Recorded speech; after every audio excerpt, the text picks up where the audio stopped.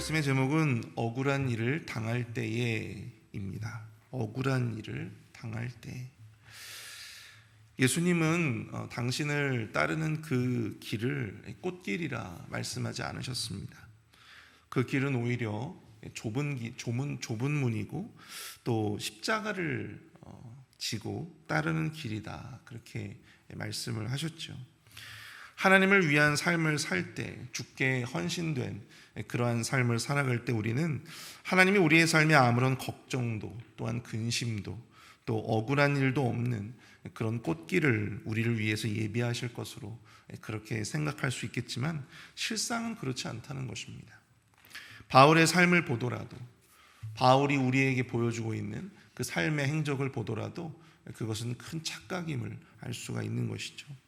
사도 바울은 이방인을 위한 전도의 그릇으로 주께 쓰임받고 있었지만 그가 복음을 전하는 현장마다 늘 이 고난이 기다리고 있었습니다. 많은 유대인들이 복음을 부정했고 또 그에게 물리적인 폭력도 서슴지 않았습니다. 심지어 그에 대한 모함과 중상모략으로 그의 사역을 방해하기도 하였죠.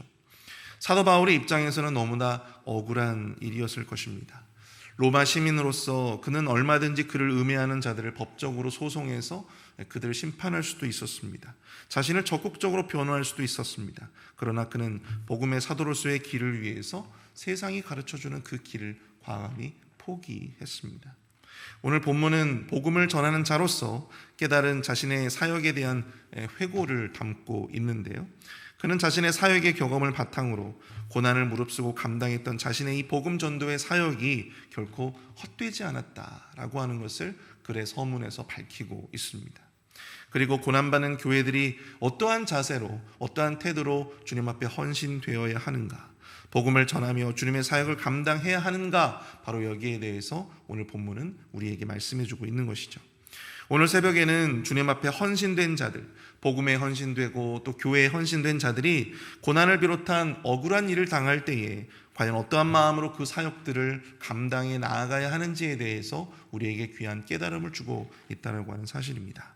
오늘 그 사실을 본문을 통해서 함께 살펴보고 은혜를 나누어 보기를 원합니다. 억울한 일 당할 때의 그 첫 번째, 우리는 그럼에도 불구하고 우리가 마땅히 감당해야 할 일들을 해야 한다라고 하는 사실입니다. 억울한 일 당할 때 그 첫 번째는 우리는 그럼에도 불구하고 우리가 마땅히 감당해야 할 일들을 감당해야 한다. 1절과 2절을 먼저 한번 보실까요? 형제들과 우리가 너희 가운데 들어간 것이 헛되지 않은 줄을 너희가 친히 아나니 너희가 아는 바와 같이 우리가 먼저 빌립보에서 고난과 능욕을 당하였으나 우리 하나님을 힘입어 많은 싸움 중에 하나님의 복음을 너희에게 전하였노라. 데살로니가 성도들에게 이 사도 바울은 빌립보에서 그가 당했던 고난과 능욕에 대해서 먼저 이야기를 합니다. 우리가 알다시피 그는 유럽의 첫 성이라 불리는 이 빌립보라고 하는 곳에서 귀신들이 한 여종을 고쳐주게 되죠. 그리고 그들의 주인에게서 모함을 받아 채찍에 맞고 감옥에 갇히는 봉변을 당하게 됩니다. 그러나 그러한 고난이 그로 하여금 복음 전파의 어떤 열정을 꺼뜨리거나 그것을 멈추게 하지 않았다라고 하는 사실이죠. 그는 오히려 본문 2절을 보면 우리 하나님을 힘입어 많은 싸움 중에 하나님의 복음을 너희에게 전하였노라, 이렇게 회고하고 있음을 봅니다.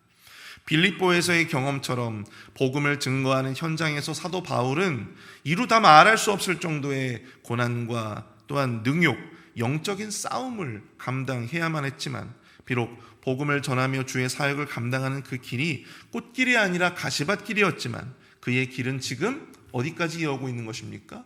바로 데살로니가 교회, 바로 거기까지 이어져 오게 되었다라고 하는 사실이죠. 9절을 보십시오. 형제들아, 우리가 우리의 수고와 애쓴 것을 너희가 기억하리니 너희 아무에게도 폐를 끼치지 아니하려고 밤낮으로 일하면서 너희에게 하나님의 복음을 전하였노라. 데살로니가 교회를 위해 복음 사역자로서 마땅히 그 고난과 억울함을 감내하면서 그들을 수고한 것에 대한 어떤 물질적인 보상을 요구할 수도 있었을 것입니다. 그러나 그는 오히려 데살로니가 교회 교인들에게 폐를 끼치지 않기 위해서 자신의 그 물질적인 필요를 보충하기 위해 노동을 통해서 그것을 채워가고 있었다라고 하는 것이죠. 그는 하나님의 복음을 전하는 일만큼은 결단코 포기하지 않았습니다. 여러분, 사탄이 주의 교회를 위해서 또 주의 말씀에 헌신하는 자들을 위해서 그들을 흔들기 위해서 하는 가장 중요한 일이 무엇일까? 그것은 바로 그 일이 가지고 있는, 그 사역이 가지고 있는 그 의미를 평가절하시키고, 또한 그 일을 하고 있는 자기 자신을 스스로 폄하하게 되는 것입니다. 남들이 알아주지 않고 오히려 이것 때문에, 내가 지금 감당하고 있는 이런 사역들 때문에, 이 일들 때문에 자꾸만 분란이 생기고 다툼이 일어나고 억울한 일들이 생기고, 그럴 때 우리는 그런 생각을 하게 된다는 것이죠. 과연 이 일이 나에게 무슨 의미가 있을까? 이 헌신과 이 봉사가 과연 무슨 의미가 있는가? 내가 왜 남들이 알아주지도 않고 인정해 주지도 않는데 이 일을 하고 있어야 되는가? 이럴 바에는 차라리 내려놓자, 그만두자. 이렇게 우리들의 마음을 흔들고 또 우리가 감당하는 사역의 그 고귀한 가치들을 희석시키고 스스로 폄훼하고 스스로 평가절하하게 된다라고 하는 사실이죠. 그러나 사도 바울은 그 숱한 고난과 억울한 일상에도 복음을 전하는 자로서 결코 자신이 전하고 있는 이 복음 전도의 사역에 대해서 그 의미를 평가절하하거나 또 그 일을 임하는 그 자기 자신에 대해서 스스로를 폄하시켜 그 사역을 멈추지 않았다라고 하는 사실입니다. 5절부터 12절까지의 말씀을 보시면 그가 생각하는 복음을 전하는 사역자의 태도가 어떠했는가, 어떠한 마음으로 사역에 임하였는가를 이야기하고 있는데요. 그는 오히려 자신을 음해하고 중상모략하는 세력에 맞서서 그 사역을 그냥 그만둬버리고 그냥 멈췄던 것이 아니라 더 나은 사역자의 모습으로 그들과 함께 맞서 싸웠다라고 하는 사실을 우리는 기억해야 합니다. 그는 복음을 전하면서 결코 아첨하는 말이나 탐심의 탈을 쓰지 않고 하지 않았고, 사람에게서 영광을 구하지 않았으며 마땅히 주장할 수 있는 권위를 주장하지 않았고, 유머의 마음으로 데살로니가 교인들을 사랑하고 목숨까지도 그들에게 주기를 기뻐하였다. 그러한 마음으로 데살로니가 교회 교인들에게 복음을 증거하고 주의 사역을 지속해 왔다라고 하는 것을 그는 고백하고 있는 것입니다. 사랑하는 성도 여러분, 주님 앞에 헌신된 자들의 삶은 이처럼 우리가 생각하는 것처럼 남들에게 많은 박수와 인정과 또한 칭찬을 받는 자리가 아닙니다. 우리는 좋은 의도를 가지고 시작했는데 생각 없이 툭툭 던지는 말 한마디에 우리는 큰 상처를 받기도 하고요. 또 앞에서 말씀드렸다시피 우리가 하는 일에 우리 자신에 대해 스스로 그 의미를 평가절하하며 낙심할 때가 생깁니다. 그러한 일을 당할 때 바울이 회고하고 있는 이 사역자의 본이 우리에게 큰 위로와 도전이 될 수 있기를 원합니다. 고난이 있다고, 억울한 일이 생긴다고 홧김에 분노의 순간의 분노로 하나님의 사역을 그만둬버리고 봉사와 헌신의 자리를 떠나버리는 것은 여러분 결코 하나님의 뜻이 아니다라고 하는 것입니다. 사탄의 충동질인 것이죠. 그럴 때일수록 우리는 어떻게 해야 됩니까? 사도 바울이 회고하고 있는 이 사역자의 본분, 사도 바울이 사역에 임했던 그 태도와 그 본분을 여러분들 좀 기억해 보십시오.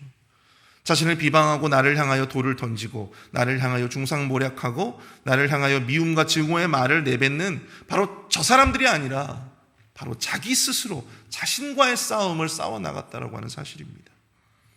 하나님 앞에 더욱더 합당한 복음의 사역자로서 바로 서기 위해서, 또한 하나님께 더욱더 합당한 봉사자로 하나님 앞에 서기 위해, 더 나은 모습으로 하나님 앞에 나아가기 위해 더 합당한 목회자, 합당한 장로, 합당한 집사와 권사로 서기 위해 사도 바울은 지금까지 자신과의 그 처절한 싸움을 싸워갔음을 우리는 본문을 통해서 깨닫게 된다고 하는 사실이죠.